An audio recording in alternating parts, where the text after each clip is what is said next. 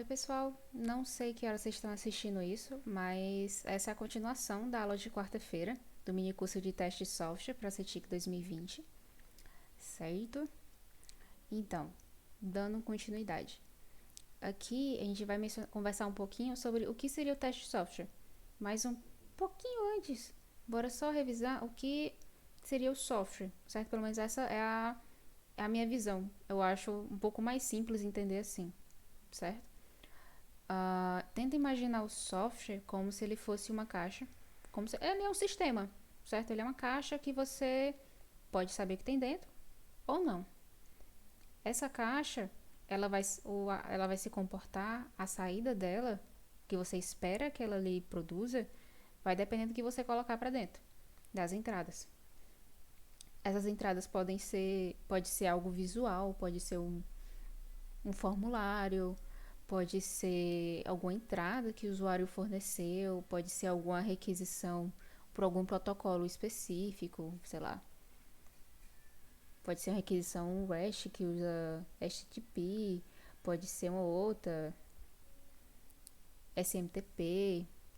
Tem várias opções, certo? Pode ser algo por terminal, uma linha de comando, por exemplo. Pode ser um joguinho que você olha as teclas do teclado para ver o que vai acontecer. E esse software ele faz algum tipo de processamento, tem alguma lógica interna dele, e ele vai fazer alguma coisa com isso, que seria a saída. Ele pode atualizar alguma informação no banco de dados, ele pode lhe retornar algum valor baseado com o que você colocou como entrada, ele pode enviar as informações para algum canto, mas se ele receber essas informações, ele vai fazer alguma coisa. Pode ser alguma coisa que você, como usuário final, não veja, mas ele vai fazer alguma coisa. E o teste de software, ele é baseado nisso. É, é você verificar essa saída do software se ela tá como esperado. Aí tem algumas coisas bem um pouquinho delicadas, né, nessa definição que eu acabei de dar, tipo, o que seria o correto nessa saída, o que seria o esperado, né? Aí isso daí já vem uma outra grande área da engenharia de software, que é a parte de requisitos, etc e tal. Mas é isso. Lembra o software como se ele fosse uma caixa. Essa caixa tem entradas e você, de acordo com as entradas que você colocou, você vai olhar as saídas, verificar se essas saídas estão de acordo com o esperado, que esses esperados seriam os requisitos do sistema, certo? Tem um outro conceito que às vezes o pessoal confunde um pouco, pelo menos eu demorei um tempo para entender isso, que é a diferença de verificação para validação. Nesse curso eu vou focar mais no que seria a verificação, que a verificação é olhar essas saídas, o que o software produz de acordo com requisitos, certo? A validação é mais algo que você vê com o cliente. Pode ser que ele tenha definido alguns requisitos com você, mas quando você assim, beleza, eu tenho esse software aqui que meu time fez, ele foi testado, todos os requisitos foram atendidos. Se todos os requisitos são atendidos, então tá tudo certo. Vou mostrar para o cliente. Mas na hora que você chega e mostra para o cliente, ele fala, não era isso que eu estava querendo. Mas você que me passou os requisitos, como é que isso pode estar errado? Então, né? Isso acontece. Bastante frequência, infelizmente. Mas faz parte da vida. Então, de novo, eu vou focar na parte de verificação de software, a parte de teste de software voltada para verificação. Validação é uma outra área, certo? Posso até, se vocês quiserem, recomendar alguns livros. Vocês podem perguntar no DTU o professor Marques, que lida com a parte de engenharia de software, certo? E é isso. Ok. Agora fazendo compilado da grande área assim, de teste. Né? A gente pode imaginar teste como sendo algo tridimensional. Essa é só a interpretação para ficar mais fácil de entender. Que assim, existem tipos de teste, níveis de teste e técnicas de teste. São três coisas completamente diferentes. Mas é bom ter a noção que às vezes, quando você está entrando, estudando um pouco sobre a área, às vezes isso pode se confundir e parecer, mas tudo tem teste antes, então é tipo a mesma coisa, só, sei lá, é um tipo diferente, mas não. Ok, começando pelo tipo de teste. Esse tipo de teste, ele é ele define o que você vai procurar nessa saída do software. Imagina aquela caixinha com entradas e saídas que eu mostrei antes. Ele vai verificar o que tem nessa saída, tipo teste funcional. Ele vai olhar especificamente os requisitos definidos, os requisitos que você fez junto com o seu cliente. Ele vai olhar se, ok, requisitos estão batendo ou não. Como o negócio funciona, funcional. Aí embaixo aqui eu coloquei alguns exemplos de testes não funcionais, que são testes que vão olhar características do seu software que elas são mensuráveis, mas que geralmente os clientes dão uma descrição meio vaga, sabe? Você meio que tem que delimitar, botar mais detalhes. Por exemplo, usabilidade. Como é que você sabe que a usabilidade de um site tá boa? Pode ter vários parâmetros. Cada cliente tem sua própria regra. Então, isso é algo que varia, muito subjetivo. Pronto. Eu acho que a maneira de definir isso é tipo, testes não funcionais, eles são mais, têm características mais subjetivas. Aí aqui tem teste de habilidade, teste de carga, teste de segurança. Usabilidade é mais para ver se a interface, o design do software em si, é, ela é interessante para o cliente, de maneira que ele não perceba que está sendo testado. Tem umas técnicas bem interessantes para isso. Teste de carga por exemplo, eu tenho um site, quanto tempo esse site ele aguenta em pé sem ter nenhum revés, sei lá, nenhum número, assim, não vai piorar o sistema mantendo, sei lá, 1.000 acessos simultâneos por tanto tempo. Isso é carga. Carga é você pegar um grande volume e manter aquele volume constante até ver o que acontece com o sistema. Teste de segurança seria o famoso, minha aplicação tem que ser segura. Mas o que é uma aplicação segura, né? Isso depende muito. Segura pode ser, eu tenho um login e a senha ela é criptografada. Pode ser, não confio em nada, o mundo é feito de hackers, vou ser hackeado a qualquer momento, vou desenvolver um hardware específico para, sei lá, para fazer uma criptografia muito específica, muito louca, que só vai funcionar num tipo específico de computador. Ou então de celular, não sei, sabe? É um negócio subjetivo, como eu falei, então varia. Níveis de teste. Esses níveis de teste é o tamanho, considerando o software como aquela caixinha. Qual porção daquela caixa você vai testar? Tipo, tem aqui, teste unitário, teste de integração, teste de sistema, teste de aceitação. Teste unitário, geralmente, a gente vê como teste de uma porção muito pequena do sistema. Unitário, pequeno, unidade, etc. Geralmente são métodos, classes, sem dependências externas. Por isso, teste unitário. Depois, teste de integração. Esse teste de integração pode ser teste da relação de uma classe com outra, pode ser entre serviços, entre sistemas diferentes. Teste de sistema é quando é o fluxo completo, já na posição de usuário. Tipo, qual seria o fluxo completo de um usuário no software? O que eu quero dizer por isso? Eu tenho, sei lá, um sistema de banco. Eu, como cliente, eu quero ver o extrato da minha conta. Qual seria esse fluxo completo que eu faria? Eu faria o login, iria para a página principal. Da página principal, eu iria procurar algum menu ou submenu que tivesse alguma coisa parecida com o extrato, ia clicar e esperar ver meu extrato. Isso é um fluxo completo, mas, assim, parece algo bem pequeno quando você está na interface, mas se você for a fundo, você passou por várias funcionalidades do sistema. Teve toda a manipulação para você mexer com a interface, teve as reações por trás, teve os cálculos lá da parte do back-end para gerar aquele extrato, onde pegar aquelas informações. Então, é bastante coisa. Na superfície parece pouca, mas quando você vai olhar, é muita coisa envolvida. E o teste de aceitação, ele é um teste que você faz com o cliente para validar o seu software. É aquilo mostrar, ó, tá aqui meu software, bora fazer alguns fluxos aqui que você dizer que são importantes, são interessantes, e bora ver se você acha que tá ok. Eu tinha mencionado antes aquele negócio da verificação da validação. A gente associa geralmente esse teste de aceitação com a validação. Por isso, só tentar lembrar, toda vez que envolver algo diretamente com o cliente, tipo, ele tem que aprovar como validação. E como última dimensão aqui, a gente tem as técnicas de teste. As duas principais são a técnica de caixa preta e caixa branca, black box testing e white box testing.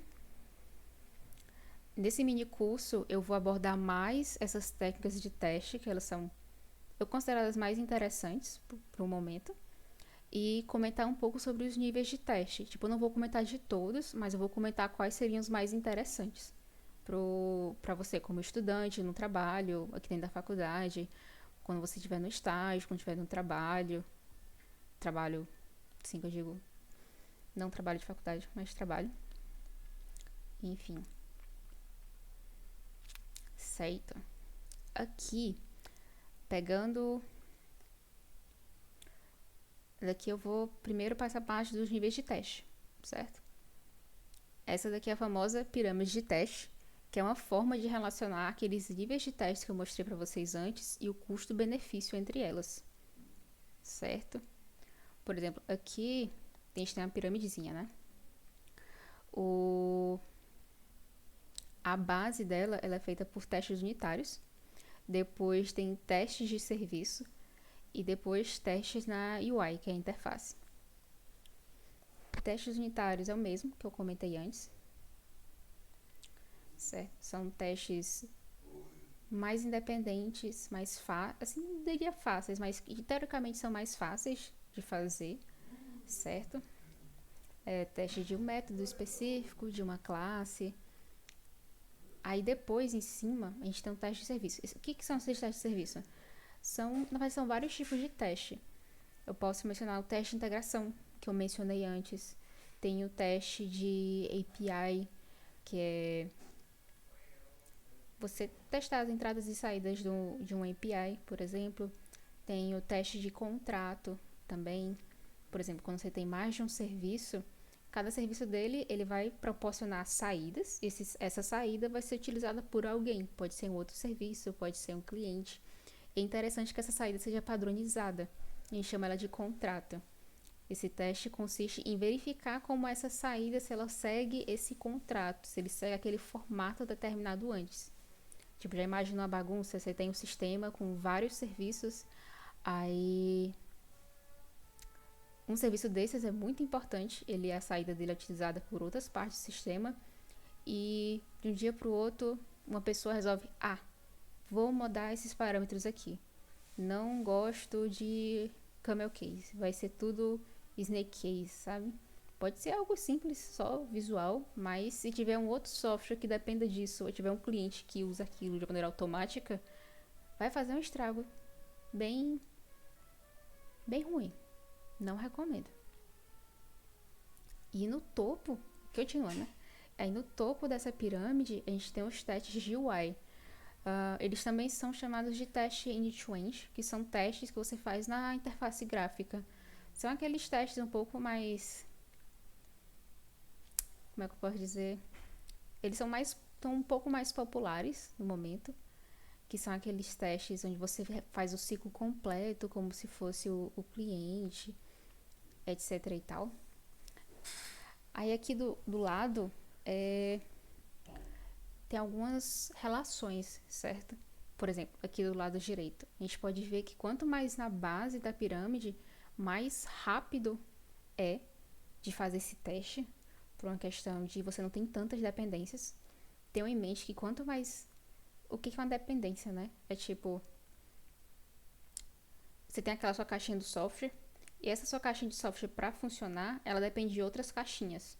Isso são dependências. Então, quanto menos dependências, quanto mais coisas que você necessita de fora, mais fácil é de testar isso. Quanto mais dependências, mais tempo você vai ter que passar configurando isso e mais devagar vai ser. Por isso que os de interface são mais devagar e os de base são mais rápidos. Ao mesmo tempo que a esquerda tem uma outra relação, que é o nível de isolamento e de integração. Os unitários, eles são bem pequenininhos, são a parte minúscula do sistema, comparado aos de integração, como eu te falado antes. Pode ser que para o usuário vendo seja pouca coisa, mas aquele fluxo completo que ele faz, usando o exemplo lá do banco, desde o login até a parte que ele vai tirar o extrato, ele mexe em muita coisa. Tipo, muita coisa mesmo.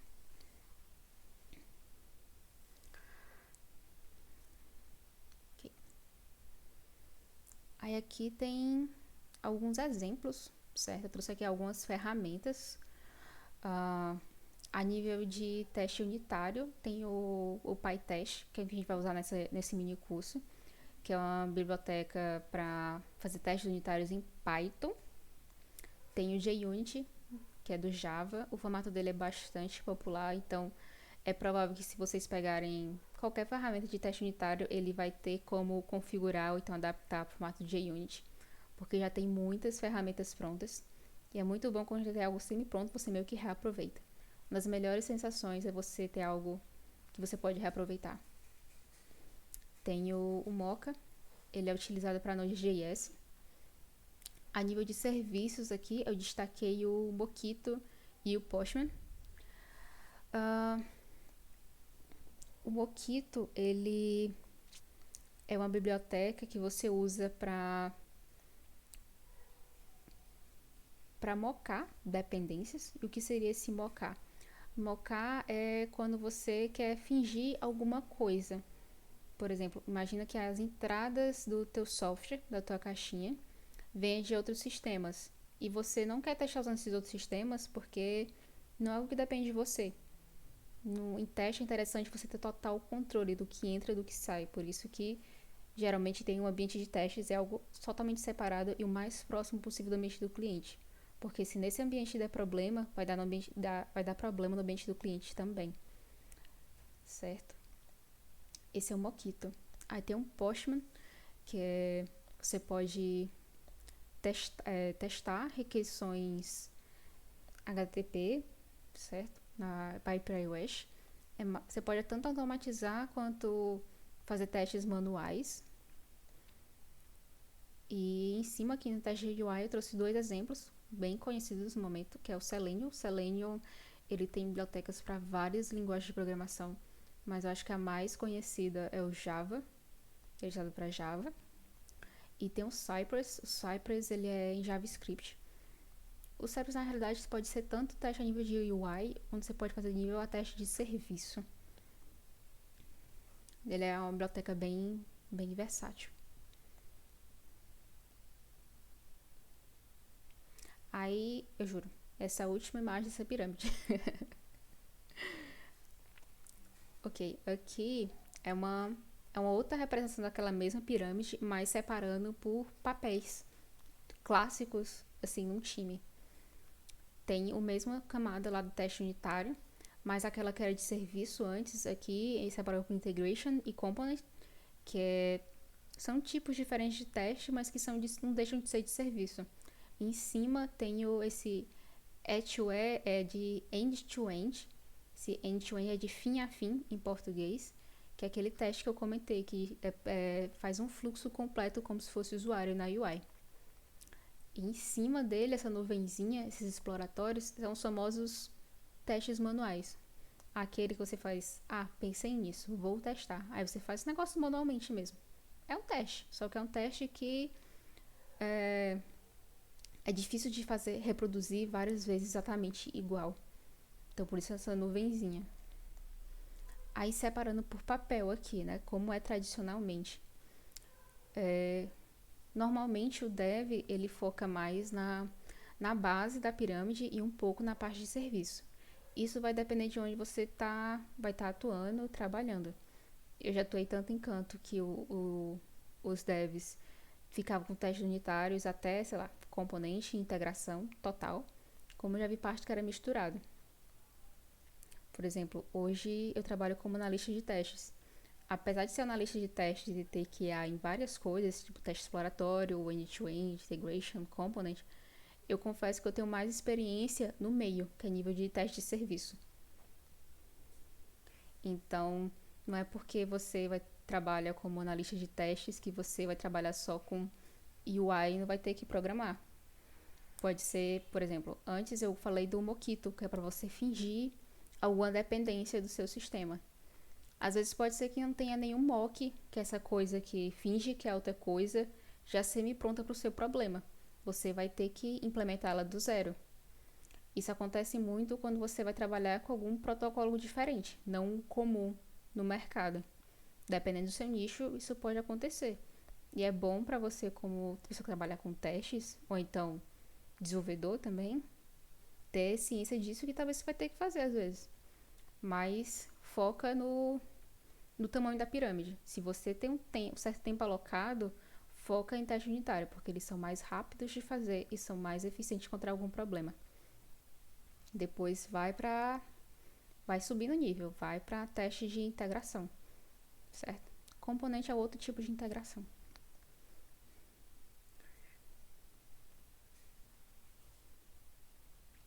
Certo? Aí só para aquele negócio que eu falei, foca em testes unitários, mas também faça de integração. A gente pode pensar como se pode ser que individualmente as partes funcionem, mas quando você junta as coisas não funcionam tão bem quanto você imaginava, certo? Aí para ilustrar, eu achei esse videozinho aqui. Como vocês podem ver, se fosse separar em testes unitários, tipo, o botão para ativar o guarda-chuva tá funcionando, ele fez o papel dele. O negócio de abrir do guarda-chuva também está funcionando muitíssimo bem.